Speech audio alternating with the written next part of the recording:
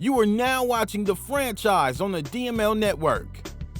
Welcome into the DML Network. It's your boy Expert and the 29th episode of The Franchise, which means we've had a draft here in the Dynasty. We're going to go through these picks. Did you reach or did you get a good player at your spot? I don't do these shows alone. First up, it's the OG Taz. What's good, Taz? What's going on, Expert? How you feeling? Man, it's another Franchise episode, man. So happy to finally be back in the booth talking about what people drafted and did they help their teams out. And, you know, I got to have the guru of the big uglies, Mr. Tightwork, in the building. What's up, Tightwork? What's going on, man? Hey, congratulations. Is this your 29th episode? This is our 29th. I believe Taz and I have either been on every single one. We may have missed one apiece, but we've pretty much been here for every single one. Congrats, because it's fire every time y'all touch it, man. All right, and we also got my NFC East counterpart, Mr. Bus, in the building. What's up, Bus? We just pulled up. What's going on, man? Yeah, no doubt. Glad to have you on the Franchise. All right, guys. First season in the books. We got to give some respect to the Super Bowl champions. Those Cleveland Browns win the Super Bowl, beating Embro and the Green Bay Packers. But more importantly, now it's time to build your teams. And this is where guys have got to find that gem, maybe that diamond in the rough, to kind of take them to the next level, to go get them a banner here in the Dynasty. And let's go ahead and let's just get into it. The first pick on the board goes to the Pittsburgh Steelers. And I don't think this was a surprise pick, Tightwork. We see Jamal Rhodes, the quarterback, come off of the board here at number 1. Not a surprise, correct? No, he did his thing in college. He won the Heisman. Then he came up here from Oklahoma. It's sad to see him go to the team that's picking first in the draft. You know what I'm saying? But hey, he come in without a flaw. You know, he got speed. He can throw 90 throwing power out the gate. Short and mid got to work because he was mostly a scrambler in college. But hopefully he gonna need that in Pittsburgh because their old line ain't that gravy no more. So. Yeah, it's rough. But Tightwork, he also had a huge offseason. The Steelers go and get Saquon Barkley. Does that, along with getting you a brand new quarterback, does that kind of help this Steelers team, or are we just going to continue to see the bottom of the barrel from this group? It should, but he lost a couple pieces on defense. I know he made that trade to help out his cap situation so he can sign some guys in the future. But whenever you add a player like Saquon for a young quarterback, it's going to help. Because guys not going to be sitting back in zones and playing coverage, waiting for him to throw the ball and pick him off. Now they got to respect that running game because Saquon can do it in the air and on the ground. So, It was a great pick for these Steelers, man. Yeah, definitely a good pick. Good offseason for the Steelers. We'll see how it works out for him, but let's flip over because his family picks number 2. It's the G-Men coming in at number 2, and he's going to take the cornerback Marcus Samuels coming out of Utah, 6'1", 208 pounds, and Bust. We get to see this guy trying to lock up our wide receivers twice a year. This is a good pick here for the G-Men. Yeah, man. This is a great pick. I mean, he probably could have went elsewhere, but when you got talent on the board like Marcus Samuels, man, you just can't pass him up. I mean, he comes into the league as a 78 overall, 95 speed. He's joining the New York Giants where he can learn from Richard Sherman and James Bradbury. So, I mean, I like the pick, man. He should be a day one starter. So expect him to come out here and produce and try to win that Rookie of the Year award.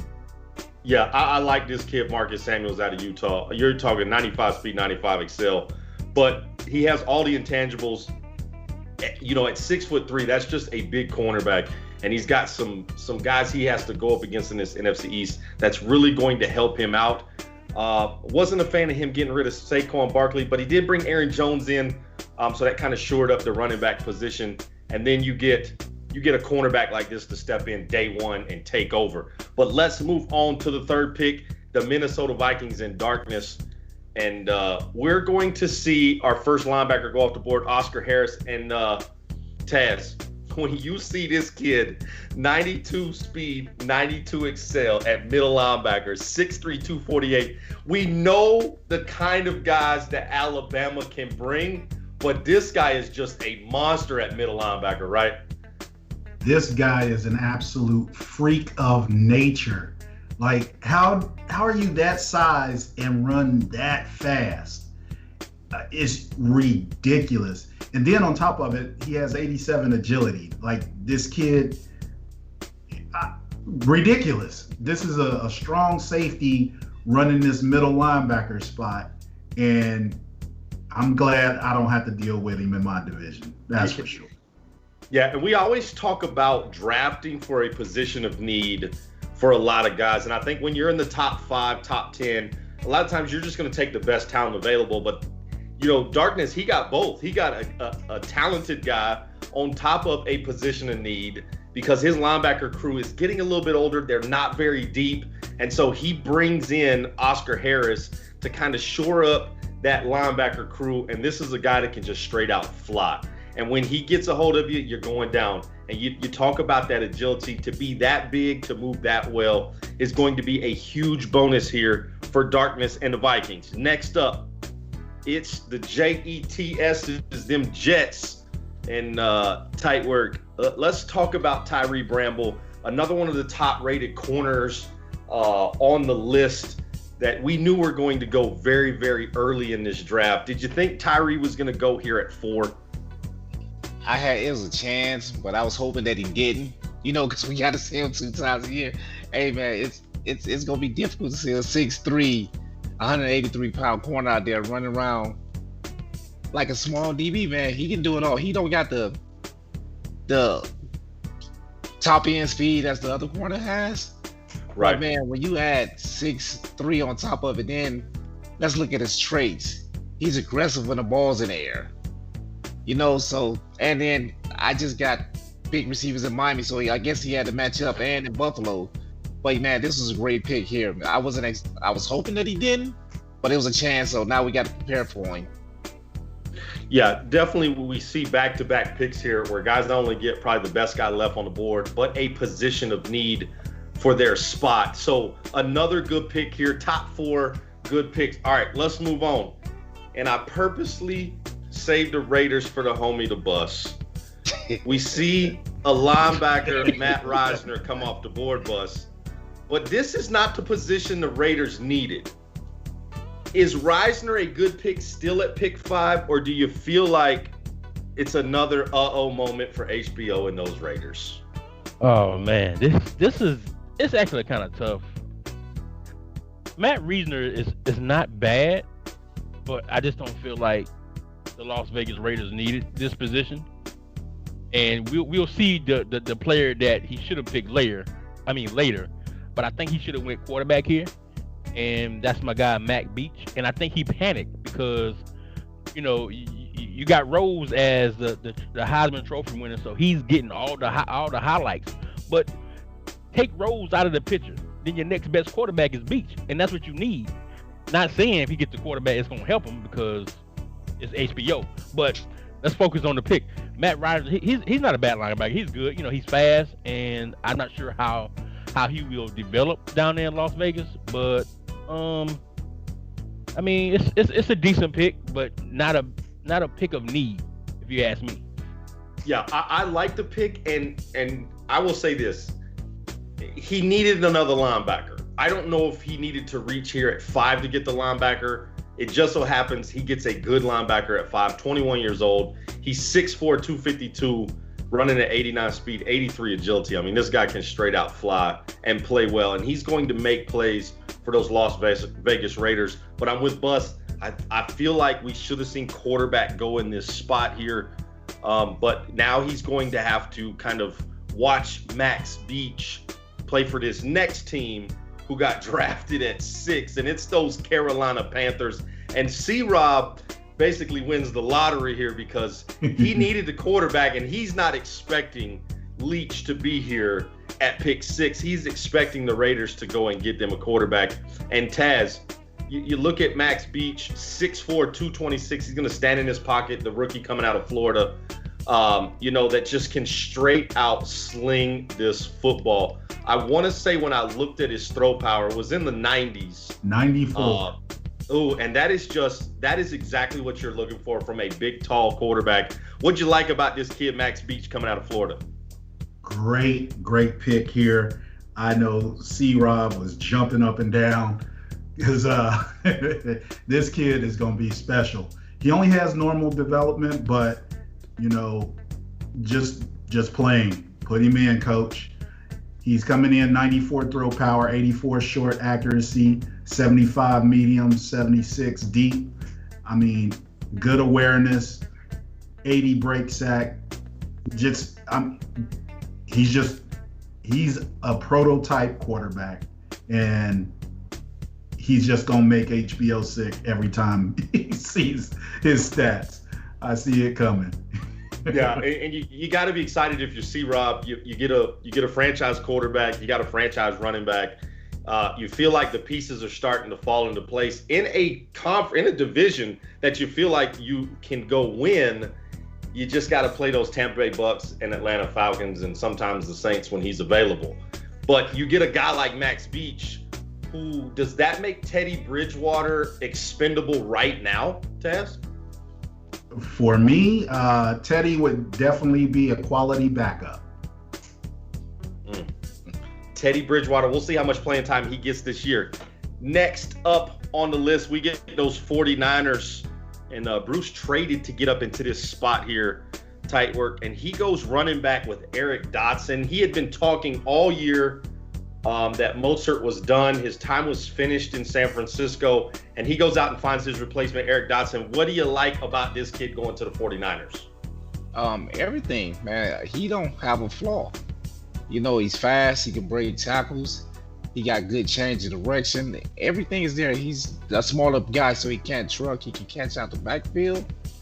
But the thing is, it was a head scratcher because Bruce made a trade to get Chubb to bring in right before the draft also.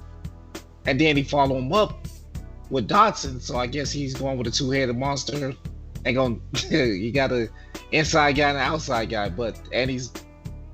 You always do good when you get a running back from the SEC, for one. And then when you get a blazer from the SEC that's a running back, that's a double win.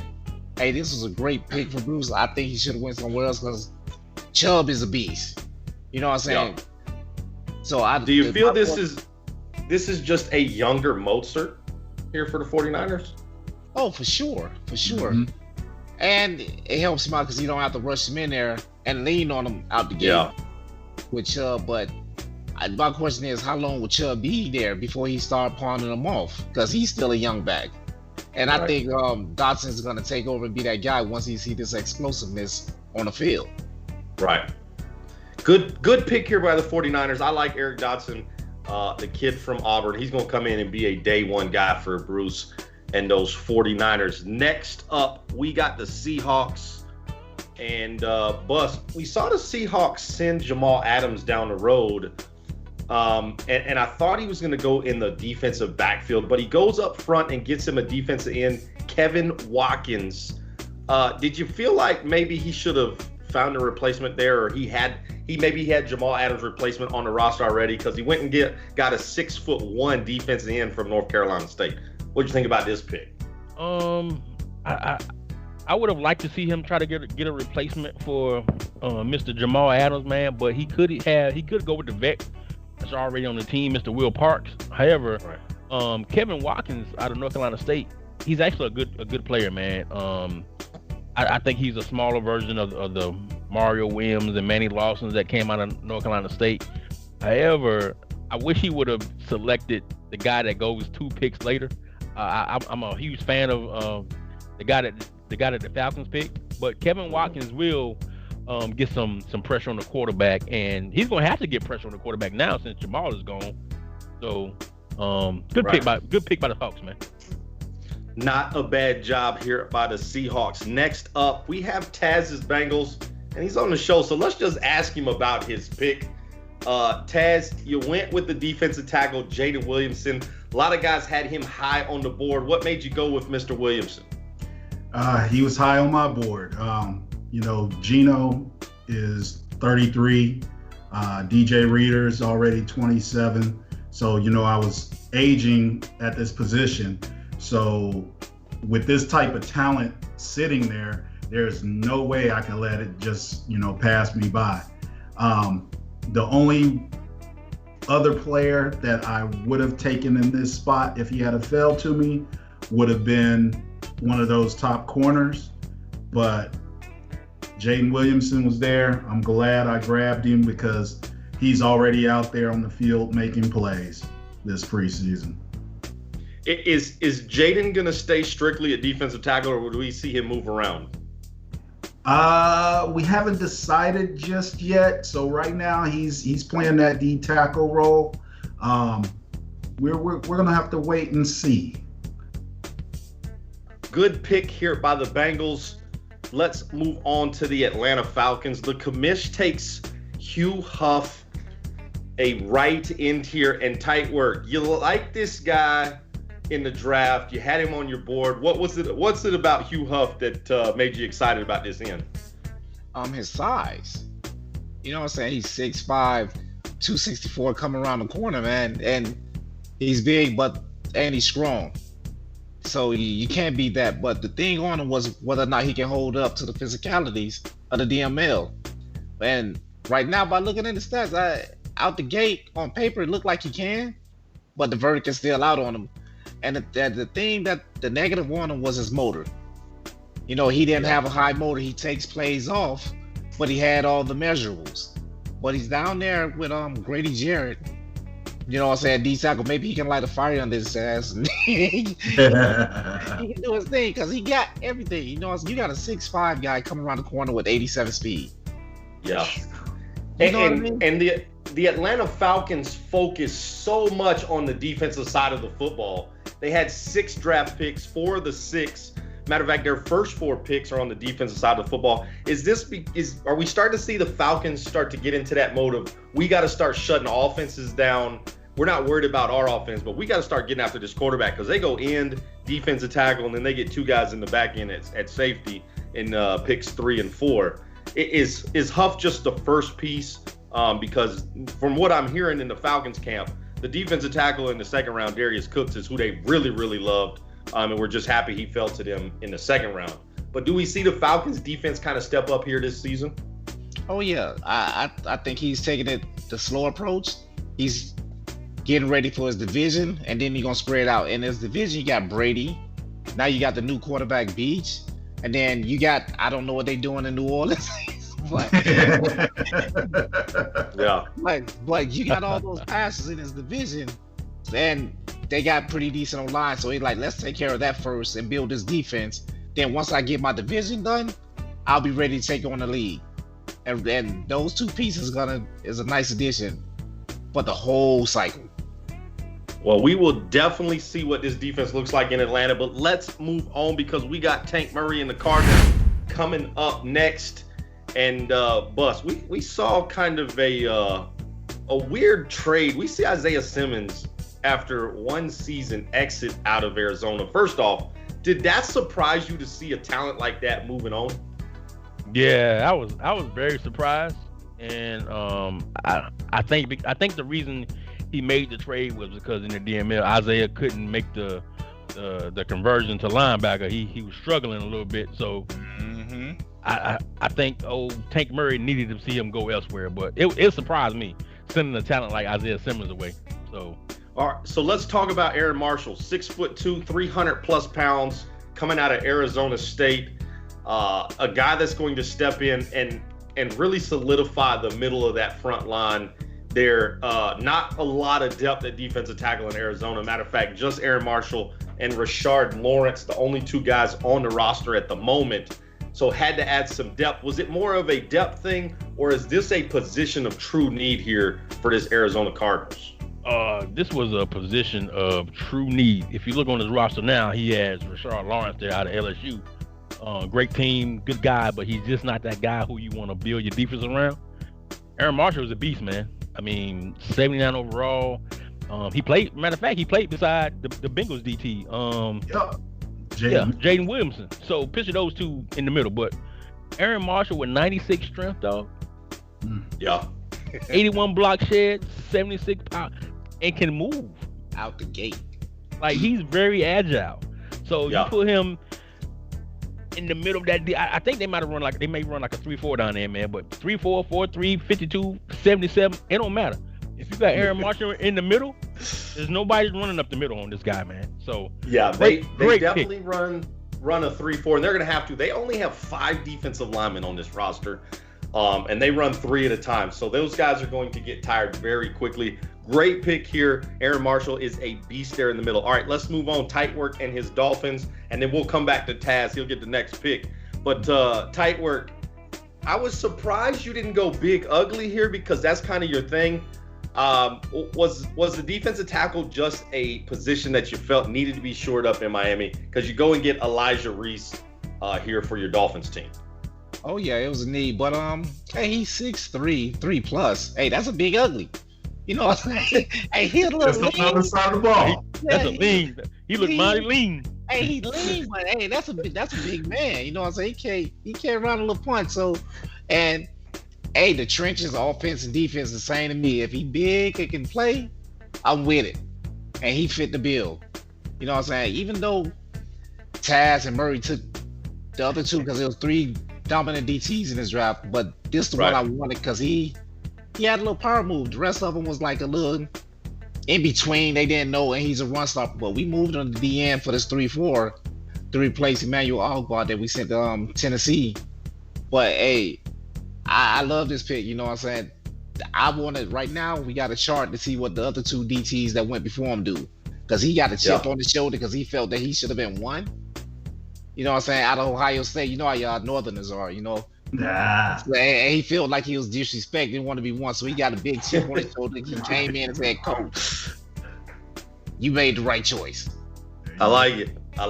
And it's a big guy at 6'3", 307 pounds to be at defense end. We'll see how he moves around there. He does have 88 strength, and he's quick for 307 pounds, so we'll see how he moves. Next up, it's the Chargers, and we see Tyson McMullen come off of this board here. Our first offensive lineman in the DML draft goes here at pick 13. And Taz, what do you like about this kid Tyson going here to the Chargers? That was a nice pick right there. Got a solid anchor on the left tackle for the entire cycle right there. Tyson McMullen, 6'4", 321, only 21 years old.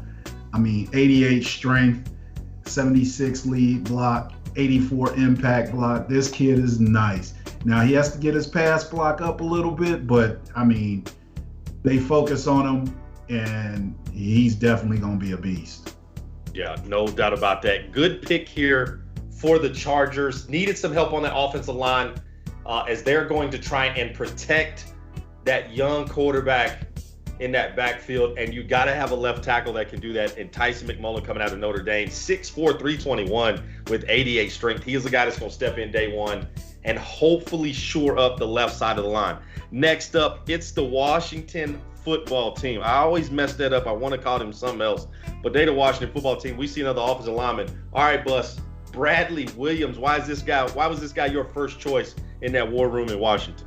Hey man, we needed to get some assets on the offensive line, so we went out to Penn State, a couple of games and saw him play, and we loved the way he was pancaking everybody, man, out there on the field. So Bradley Williams was the first choice of the Washington football team. Like I said, we need some help on the line, and this guy's gonna come in and start day one. We're gonna have to feed him a couple of hamburgers and pizzas and something to get his weight up, but. He's another one of them lean on linemen that has some eating issues down there in Penn State, but we got him. Yeah, it's 6'2", 319 pounds. He's not really that lean. It's a big guy, Bus. The angles of his photograph, that's all it is. This is an Instagram model here. He's just not trying to show everything. He's trying to make you think he's slimmer, but he's 319 pounds. This is a big boy for the Washington football team. And when you got teams like the Dallas Cowboys and the Philadelphia Eagles who will bring heat off of the edge, you feel, especially with those linebackers that those two teams have, you gotta shore up this offensive line. That's what the Bus does. Another good pick. Do we see a stretch here on the franchise? Let's move on. Next up, those Detroit Lions. And the Detroit Lions are gonna go right outside linebacker. Tavares Colbert is going to step in here, and 81 speed, 89 excel. Taz, What'd you like about this kid Tavares Colbert going here to Detroit? It's a big kid. This 6'6", 256. And he can move pretty well. The question is, what is the Lions going to do? You know, I guess they do run kind of a hybrid defense of, 4-3-3-4. Will he play him at end, leave him at linebacker? There's some questions because his zone coverage is not that great. So It's a good pick, though. Really good pick. Good player, good pick. So. Yeah, you look at 6'6", 256 pounds, and is running 81 speed, 89 excel. That's a lot of body to get moving. But I do like that analysis of maybe this isn't a true defensive end and not a right outside linebacker. But then you got to look at his roster, and do the Lions need linebackers, especially on the outside? And when you look at his roster, he's got Jamie Collins, who's getting old. And so you feel like there is a need here for an outside linebacker, and we'll have to see what the Detroit Lions do. But the biggest thing, he's got to find a way to beat those Green Bay Packers and take that division. That's going to be the emphasis, and you got to slow down that rushing attack in Green Bay, and that's kind of why this pick came out. Good pick here by the Lions. Next up, it's the Jaguars. All right, tight work. We see a wide receiver come off the board, Solomon Irving, who a lot of people had as the number one wide receiver. This is no shock that this was one of the first wide receivers to go off of the board. And so you see Solomon Irving, 92 speed, 91 excel. This is the kid, 5'11", slot guy out of Oklahoma. Did you like this pick here for the Jags? I like the player. I don't like the position. I guess it's kind of a repeat of what the Cowboys did last year with the Oklahoma receiver. When you see a stud there on the board, you got to take him, no matter how deep you are at that position. And like you said, 92 speed, 91 XL, he got 92 change of direction. Right now, he steps in being competing for the slot position, but he can be their number one kick returner. But he can do it all, man. It's just that they so deep at receiver in Jacksonville, and the team is so young. It's gonna be hard to find a place to play him. But he showed off at his pro day. Jacksonville liked what they saw, so they grabbed him when he was there. They didn't expect him to be there. He was, but hey, it's a good player that they just so deep in Jacksonville at receiver, man. Yeah, when I started to look at this list, tight work, this was the first one I looked at and said, okay, maybe this is our first potential reach. Not because of Solomon, because this is a good wide receiver who can play in the slot, but he has 9 wide receivers on this roster. Yeah. They're not carrying 9 wide receivers into this regular season. And so there was some other positions I felt he could have gone to. He likes Jameis Winston. He likes Minshew at the quarterback position. But I just felt like maybe offensive lineman was a good spot here. He's getting old, especially in the inside interior. 29-year-old guard, 29-year-old safety, 32-year-old right guard. There's some age on that offensive line. Maybe he could have gone offensive line. This was the first one where I looked at and said, okay, maybe this is a first reach we see. But when you get a guy like Solomon who can just flat out catch everything you throw to him, you kind of throw away that notion that this was a reach, and you think it's a good pick here for the Jags. But let's move on and not waste any more time on the Jags. Next up, we see the Saints on the board. And the Saints are going to get Joey Lewis, a cornerback here with 91 speed, 93 excel, and bust. Do you like this pick here for the Saints and Butters? It's a decent pick. I would have liked to see him go DT right here, but the cornerback is not bad, and he teams him up with Marshawn Lattimore, so he'll have a veteran there that he can actually learn from. But Joey Lewis with 91 speed, 93 excel, he's a good zone coverage guy, so he'll be able to come out there, and he should start from day one. I know Taz like him because he's from Ohio State. OH.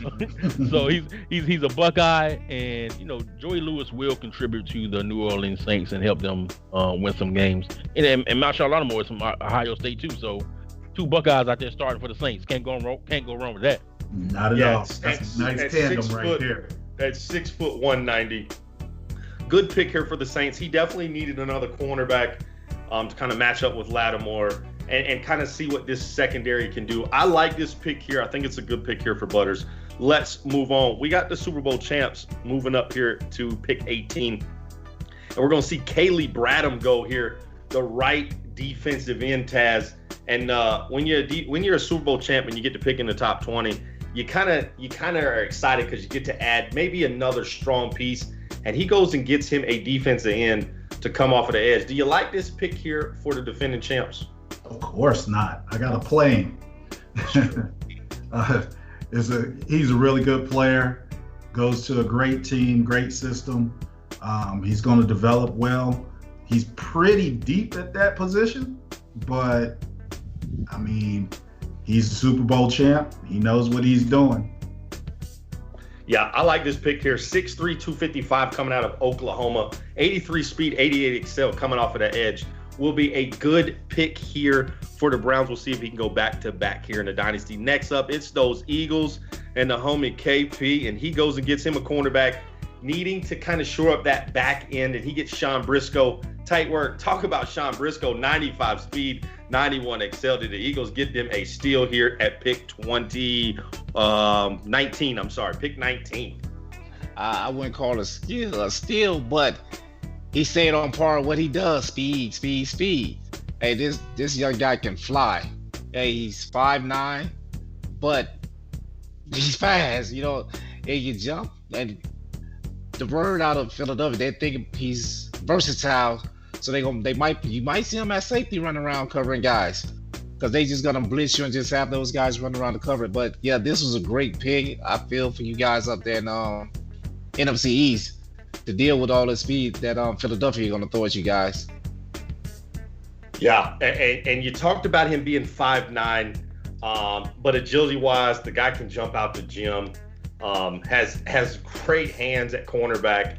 89 jumping ability. Just a great pick here if you're an Eagle.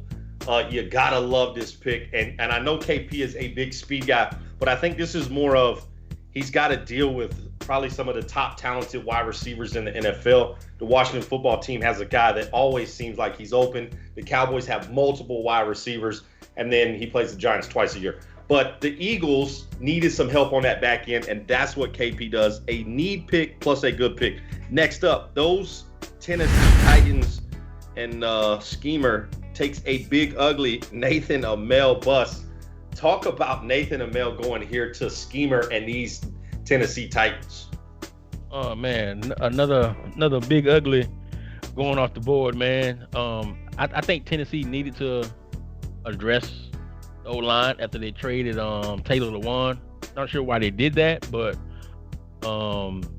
Nathan Amell he should come in and start right away, but I don't know because they got Eric Fisher there. I don't know if he'll be able to beat out the veteran with all the experience that he has. But when you spend a first-round pick on a lineman or anybody, I expect them to come in and start. So Nathan Amell, 89 strength, 71 run block, 77 pass. He should be starting right away.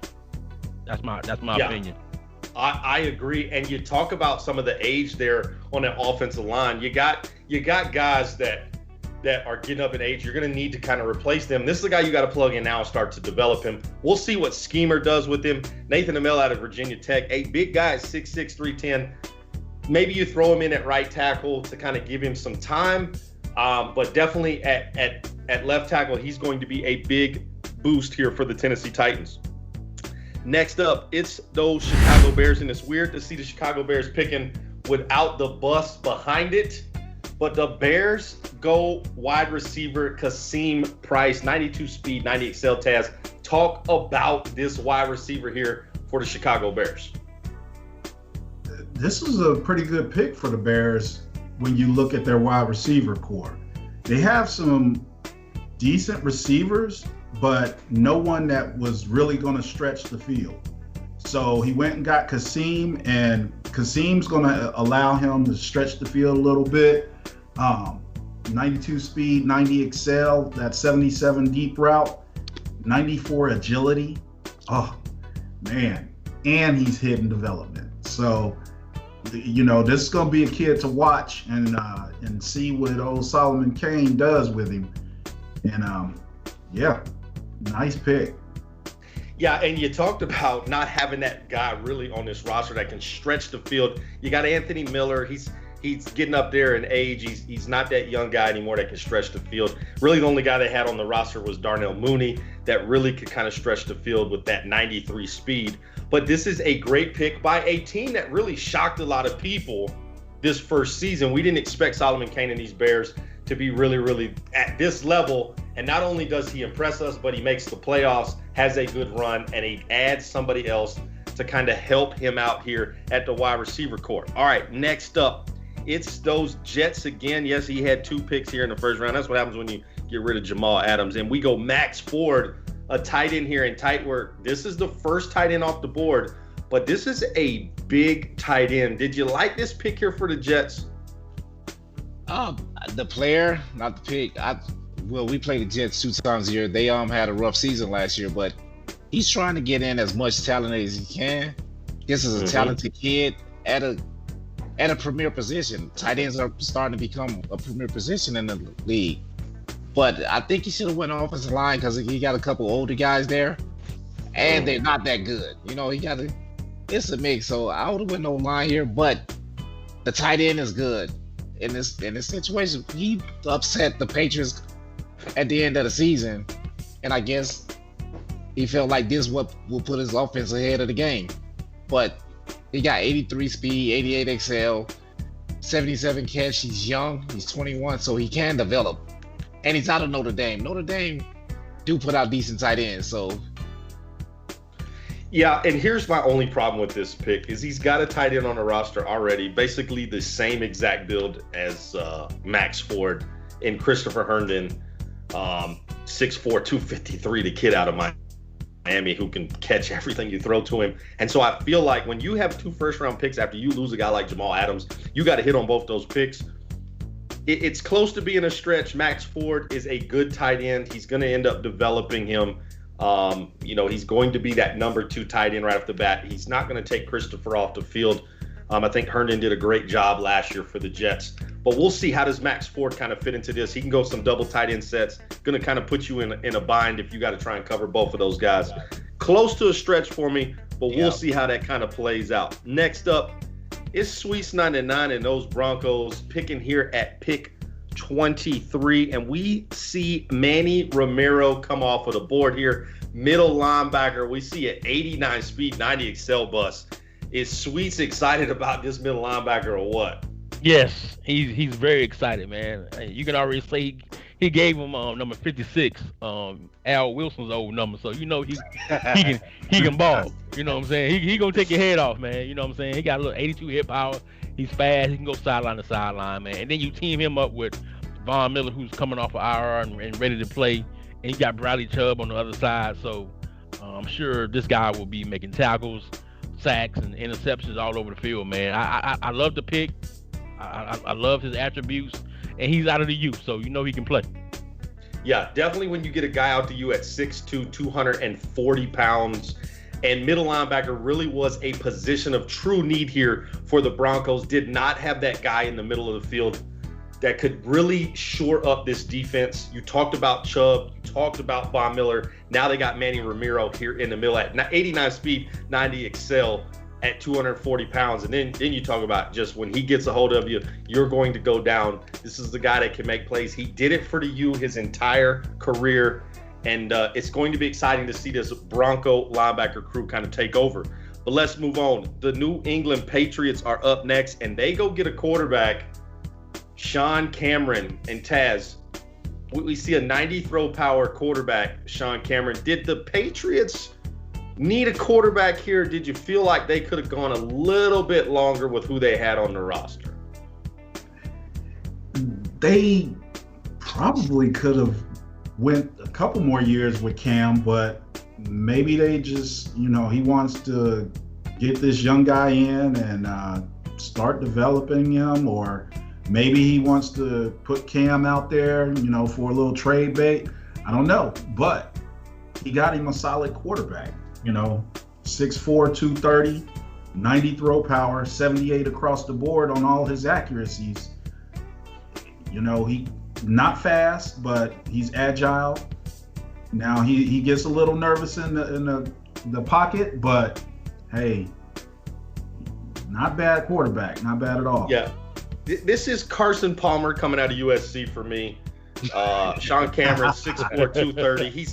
He doesn't do anything superior, but he does everything well. And so if you can build a team around Sean Cameron, he's going to be good. But yeah, this is just the Carson Palmer pick to me. You get a guy, you got Cam Newton, and Cam and Sean are the only two quarterbacks on the roster. So he's going to have to make a decision. Does he develop Cameron? Does he ride Cam Newton as long as he possibly can, because he still shows he can play? Cam making a ridiculous amount of money to be a backup quarterback. But we'll see what happens. I definitely felt a good pick here by the Patriots because he did have a need at quarterback as he started to look at maybe 2 years down the road, 3 years down the road. I just felt maybe he would look in free agency and find one and then wait for that gem maybe in the draft to go get one. But we'll see how Sean Cameron does. I think the big thing is this is just a normal development guy. And you talked about those traits. He's got some traits you maybe don't really like with under pressure in the pocket. But we'll see how he does at 6'4", 230. This is a big kid. Moving on, Bengals had 2 picks here in the first round. And we see a big, ugly tight work. All right, big, ugly Ricky Gardner. Did you like this kid going to the Cincinnati Bengals here at pick 25?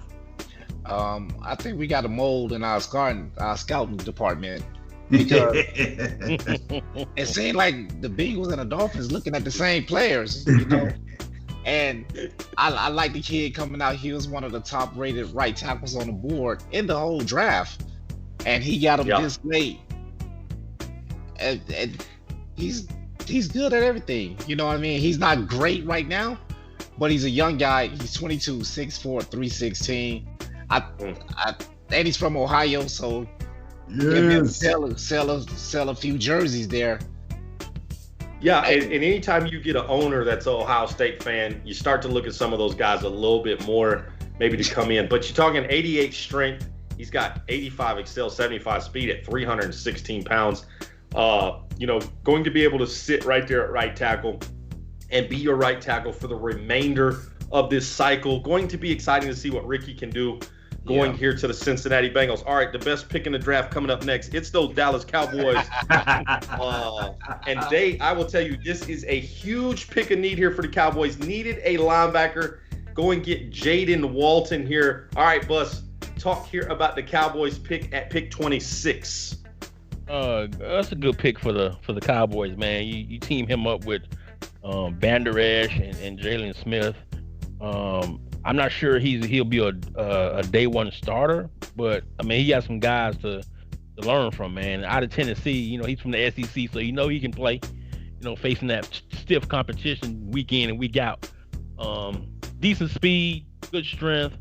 I would like to see his tackle and hit power get up a little bit more so to tackle, but decent pick for the Cowboys right here. Jaden Walton will be a day one starter when there's 3 linebackers on the field for sure. We'll see how that goes when there's just 2, but I will tell you this, the Cowboys really excited about their 3rd round pick, Tyreek Jones at middle linebacker as well. But Jaden Walton has everything we needed in Dallas. Excited to see what he can do, especially like Bus talks about, when you pair him up with a Vander Esch and a Jalen Smith to see how he can develop. We'll see how Jaden Walton looks at the end of the cycle. Go ahead. That's why I didn't think he would be a day one starter, because of your last pick, Tyreek Jones. So yeah, and we don't normally put 3 linebackers on the field very much. But Jaden Walton will see his time, and I will tell you this, he will make those other 2 expendable at some point in the cycle. So if you need a linebacker, hit your boy Expert up. Let's move on to pick 27 here in the draft, and it's going to be those Indianapolis Colts. Randy goes and gives him a left end, CJ McPherson. All right, Taz, talk about McPherson here going to the Colts. Man, Randy is making moves, boy. Jeez.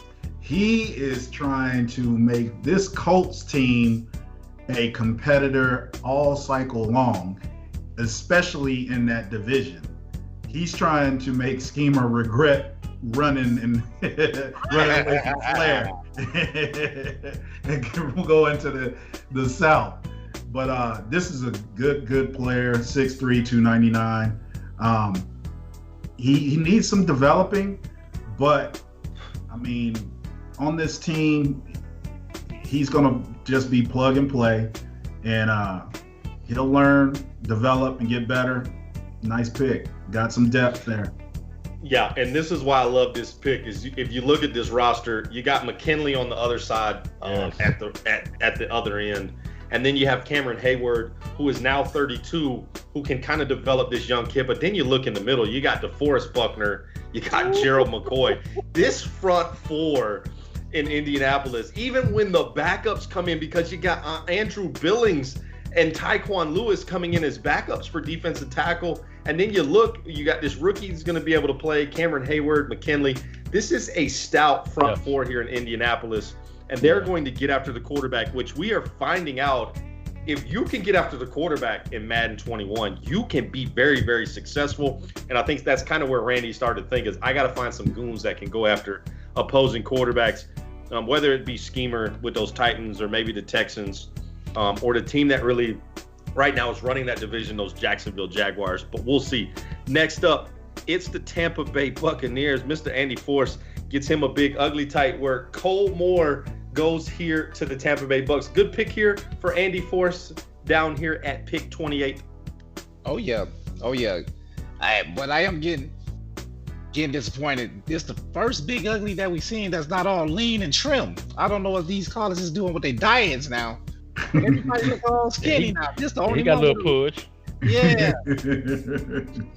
Hey, but here's the thing, he's not even as big as the other guys. This is only 6'5", 308. It may be because of his frame. We've seen some 319, 320 guys go off the board, but this kid from West Virginia, he's got some size to him. And you talk about 86 strength, but is that big to get a big guy like this so late in the draft that can step in day one and play tight?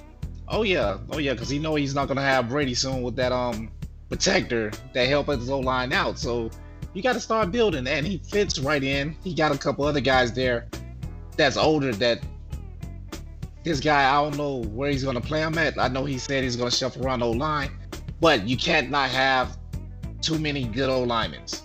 You know, because this year they actually get hurt during games, so some of you got to play your backups. And this guy right here to start off developing now for the cycle is a great pick this late in the draft. Right. And speaking of big uglies, let's look at the next pick, which happens to be yours, tight work, here with the Miami Dolphins. We knew at some point the Dolphins is drafting a big ugly in this draft, and you get Adrian Mann to go play center for you, 6'3", on the slim side at 294. Yeah. I'm sure that training staff there in Miami will have him at 315 before we know it. What'd you like about this kid here, tight work, going here at pick 29? He had the spare tire, you know. Hey, his weight say that he's light, but he had a little something there that I can like hug and cuddle, you know. This my guy. We kind of jumped the gun and moved him a little too early, but hey, he can move. He was one of the better pass blockers in the draft up the middle, because our problem this year, we had too much pressure up the middle from the center position, so we had to get someone that could hold their own. So he's strong at the 87 speed, and he can pass block. We never had a problem with running, so we needed a guy that can stop getting pressure up the middle onto us. So, and he was the best guy on the board at the time. Are you excited that you decided to move him all the way out there to left tackle? This is a guy that's played center his entire life, and now we've asked him to kind of step out in that left tackle role. Do you think he's going to be able to hold up? It was a mistake. We jumped the gun. We jumped the gun. So this year he's going to be at left tackle. You can look at him in the future moving back to center. Though it was a mistake to move him. Hey, but he's going to work and learn how to pass block a little bit more on the outside of the island, because we're going to leave him right there in the middle to do his thing. All right, next up is the Indianapolis Colts, his second pick here in the first round, and he goes and gets a wide receiver, Donovan Ash. Bus, 90 speed, 89 excel. Do you like this kid here for the Colts at 6'2", 222, coming out of Auburn? Yeah, good kid coming out of Auburn, man. I think this was a decent pick. As you saw, Coach was loading up on defense through the off season and free agency. However, it's gonna be interesting to see if he really gets them on the field. Because he has Dante Pettis, Michael Pittman Jr., and Miles Boykin, who he just traded for. I'm guessing, Donovan Ash will be the fourth receiver. So he'll have to work his way up to get some playing time, in case unless somebody gets hurt. But as far as like overall talent, good kid. I think he'll make plays, and I like him. In tradition of the toxicity that Randy is, let me be the first to say. Let me be the first to say this is a reach here. I don't care that it's pick 30. You got Dante Pettis. You got Michael Pittman Jr. You got Miles Boykin. You got Zach Pascal. You got Taywan Taylor. You got Ashton Dulin. I mean, this is a loaded wide receiver group already in Indianapolis. This is not a position of need. The only reason Randy gets a pass here is because it is pick 30. And so when you get a chance at pick 30 to maybe pick up a guy that's 6'2", 222 pounds, he doesn't have to start right away, so we'll give him a pass. But to me, this was a reach pick here for the Colts. I'm pretty sure I'll hear about it from Randy at some point. But you got 4 or 5 already good wide receivers on the team. This is one where we're going to have to look at this maybe 4 or 5 years down the road and see what did Donovan Ash do here for the Colts. Did he step in and play well for them, or is he on another football team? All right, next up, 31. It's the runner-up here in the Super Bowl, Mr. Embro and those Green Bay Packers, and he goes and gets another wide receiver in Trent Marshall. And I saw that Scantling was on the trade block because maybe this Trent Marshall kid can step in right away and kind of take that role. Taz, what'd you like about this kid Trent going here to the Green Bay Packers? He's going to a really good team. If he's spammed, he's definitely going to develop quickly. But, it makes me wonder, like, Scantling is only 26 years old. He's 6'4", 93 speed, 92 excel. This young kid here, he's 21, but he's 5'11". Like, Scantling is ridiculous. Now, of course, Marshall can work the slot, but this is a pretty deep receiving room here in Green Bay. And I mean, definitely. Again, he's going to a great team. He's going to get the work. He's going to develop. So at this point, it's not a bad pick. So. All right, so I gotta go again. Listen, I understand it's Embro. He got 7 banners hanging in the rafters. This is legit one of the greatest Dynasty users of all time. We gotta stop giving this man a pass. And listen, I already know there's a tweet being put out right now about how expert don't know about nothing about the Packers, blah, blah, blah. You already got a deep wide receiver core here in Green Bay. You can only spam so much. And I'm telling you, Valdez Scantling and Devontae Adams are 2 of the top wide receivers in a dynasty because of how he plays. Now, does that mean that Trent Marshall is a bad pick? No, because we understand Embro and how he plays this game. He's going to find a way to get Trent Marshall the ball during the regular season. So we understand that. No big deal. I like the team that this guy goes to, but we can't give a pass just because it's Embro. He should have gone somewhere else. He didn't need a wide receiver. But of course, I'm going to hear about it, and he's going to tell me why he picked a wide receiver and why it's a great pick and how he's going to be. And now he's going to be a project because, Embro's going to take it personal. Yeah. And now we're going to see Trent Marshall have 125 catches next season. He's going to lead the dynasty in catches and yards, and all of a sudden it's going to be the greatest pick of all time. But to me, it's a reach. Wide receiver room already crowded. Matter of fact, they had to give wide receiver A and wide receiver B so they couldn't meet in the same room. They got to meet. One does Monday, Wednesday, Friday. One does Tuesday, Thursday. It's a weird situation in Green Bay. They got so many wide receivers. It's really crowded down there in Green Bay, man. Because if you look at the roster, he has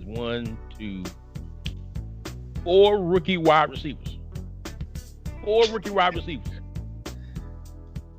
I think the only benefit that Trent Marshall is gonna get is he has number 18, which is Randall Cobb's old number, so he may be the favorite. That's the only thing I can say. I think it was a cap thing, because he's always looking forward ahead of time, and try to get big contracts off. So I think those receivers, he don't want to pay them, so he want to start developing a young one right now that's on his rookie deal. Gotcha. But I'm with you 100% though, because this receiving core is stacked. Yeah. And then you bring in a guy that might not even play, I guess, the way that Love should have been. But we saw what happened with him. You know what I'm saying? The reigning MVP. Yeah, exactly. So, I mean, Trent Marshall will probably be the best wide receiver we've seen in the Dynasty in the next 4 or 5 years. Who knows? All right, let's get to the last pick. It's the Rams. Our homie Flair, he gets Byron Lane, another wide receiver, come off the board.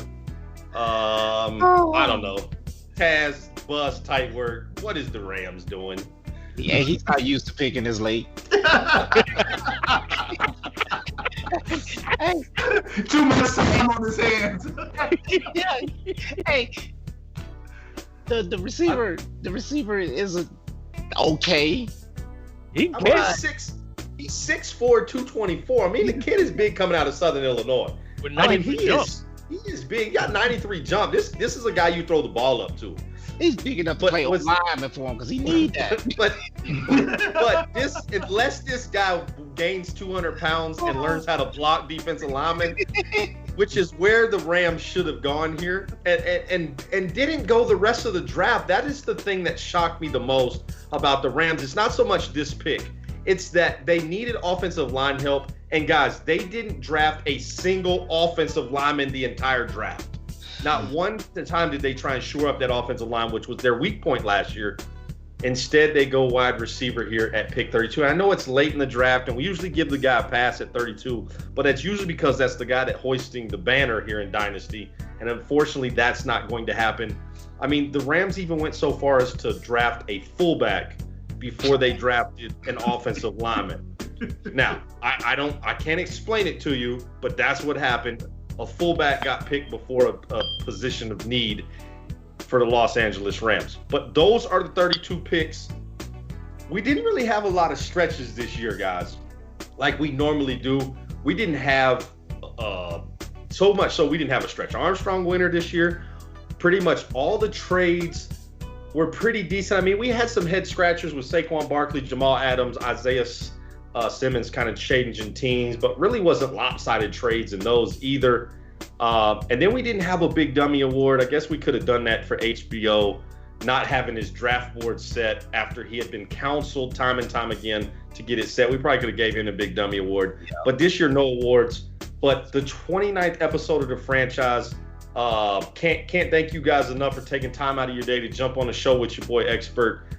Looking forward to seeing what all of you can do with the drafts that you did make here in the Dynasty. And then we'll see what happens next year for episode 30, which will be a milestone for us here on the franchise. All right, guys. Appreciate y'all jumping on. All right. Thank you, sir. Yes, sir.